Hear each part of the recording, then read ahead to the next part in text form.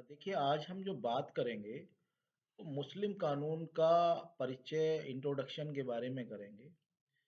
तो देखिए जब पर्सन पर कोई कानून का कोई स्पेशल ब्रांच लागू होती है तो वो कानून या तो टेरिटोरियल हो सकता है, किसी खास एरिया पे लागू होने वाला टेरिटोरियल, या वो कानून पर्सनल हो सकता है, व्यक्तिगत हो सकता है, जाति कानून हो सकता है। तो देखिए टेरिटोरियल कानून या प्रादेशिक कानून कानून का वो ब्रांच होती है जो किसी स्पेशल एरिया में लागू होती है और उस एरिया में रहने वाले सभी समुदाय के, सभी समाज के लोगों पे लागू होती है, चाहे वो हिंदू हो, मुस्लिम हो। जैसे इंडियन पीनल कोड था, जिसे हम आज बीएनएस बोलते हैं, या बीएनएसएस है, ये सभी पे लागू हो जाएगी। इंडियन कॉन्ट्रैक्ट एक्ट है, भारतीय संविदा अधिनियम, ये जो है वो टेरिटोरियल कानून है, क्योंकि ये सभी पर लागू होते हैं, चाहे वो हिंदू हो, मुस्लिम हो। इसी तरह से जो है दूसरे जो पर्सनल लॉ हैं या व्यक्तिगत कानून है, तो ये सिविल लॉज होते हैं। और सिविल लॉ की ये वो ब्रांच होते हैं जो किसी स्पेशल कम्युनिटी के लोगों पर ही लागू होते हैं, विशेष धार्मिक समुदाय के लोगों पर, विशेष धर्म को मानने वाले लोगों पर ये लागू होते हैं। तो इस तरीके से मोमडन जो लॉ है वो मुसलमानों पर लागू होता है, हिंदू कानून हिंदुओं पे लागू होता है। अब देखिए हिंदू कानून को ज़्यादातर प्रावधानों को अब कोडिफाई कर दिया गया है, लिख दिया गया है। पुराना जो प्राचीन हिंदू लॉ था उसको अब हमने कानून उस पर बना दिए हैं, तो वो कोडिफाइड हो चुका है। जैसे मान लीजिए हिंदू सक्सेशन एक्ट है, हिंदू मैरिज एक्ट है, Hindu minority and guardianship act है, या हिंदू दत्तक ग्रहण अधिनियम है। ये सारे जो है कोडिफाई हो चुके हैं। इसी तरह से पारसी और ईसाई भी अलग-अलग कानूनों से जो है उनको शासित किया जाता है, वो या उन पे वो लागू किए जाते हैं। जैसे पारसी मैरिज एक्ट है, और जो है डाइवोर्स एक्ट है 1936 का। तो देखिए ये जो है इंडियन सक्सेशन एक्ट 1925 है।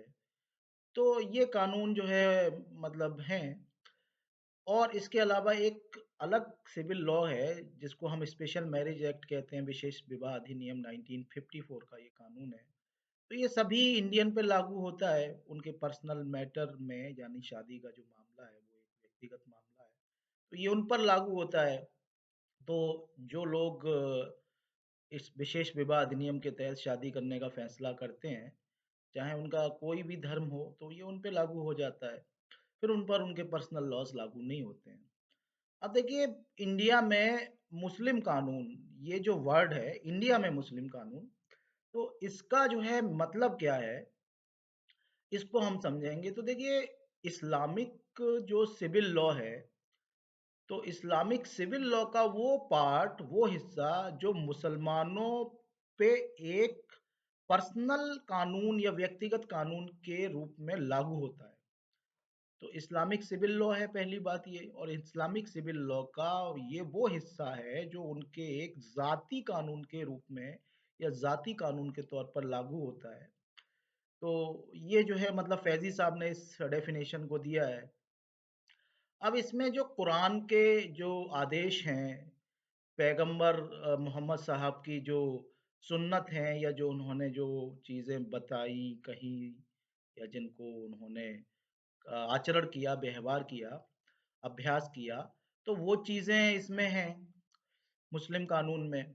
इसके बाद में इज़्मा यानी न्यायाधीश या न्यायविदों की जो राय होती है, आम राय, सभी मिलके जो आम राय देते हैं मुस्लिम कानून को मानने वाले मौलाना, तो उनकी आम राय और कुरान और सुन्नत और इज़्मा के हिसाब से जो निष्कर्ष निकाले जाते हैं, जो कि मोहम्मद साहब द्वारा निरस्त नहीं किए गए हैं, तो वो भी जो है मुस्लिम कानून जो इंडिया में चलता है उसका हिस्सा है। अब देखिए इस्लाम से पहले के कुछ रीति रिवाज भी इसमें शामिल हैं, जिनको मोहम्मद साहब ने निरस्त नहीं किया, मना नहीं किया, वो भी इस्लामिक लॉ का हिस्सा है। तो जो अरब समाज में जो पूर्व रीति-रिवाज चल रहे थे, जो मोहम्मद साहब द्वारा मना नहीं किए गए, वो भी मुस्लिम कानून का हिस्सा बन जाते हैं। इसके अलावा देखिए एक न्यायिक वरीयता का सिद्धांत है जिसे इस्तेहसन बोलते हैं, न्यायिक वरीयता, जुडिशियल प्रेफरेंसेस। ये भी मुस्लिम लॉ का इंडिया में एक हिस्सा माना जाता है कि हम किसको प्रेफ़रेंस देंगे। एक पब्लिक पॉलिसी या सार्वजनिक नीति जिसे इस्तिस्लाह बोलते हैं, वो भी मुस्लिम लॉ इन इंडिया में एक पार्ट माना जाता है। इसके अलावा मिसाल जिसे हम तक़लीद बोलते हैं और वो भी मुस्लिम लॉ इन इंडिया में एक या पूरक पार्ट माना जाता है।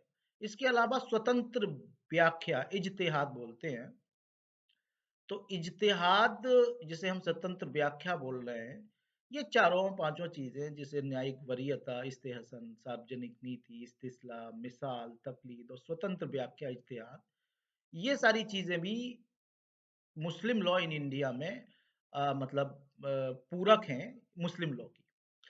अब देखिए इस तरीके से इसे जो है इसके अलावा जो स्टेट के कानून हैं, लेजिस्लेशंस हैं और इंडिया के हाई कोर्ट हैं, सुप्रीम कोर्ट है तथा प्रिवी काउंसिल ने जो मतलब कुछ मिसालें दी, मॉडर्न मिसालें, न्यायिक मिसालें, प्रेसिडेंट्स बोलते हैं उसको, उसके द्वारा भी इसको और भी ज़्यादा मतलब पूरित किया गया, संशोधित किया गया।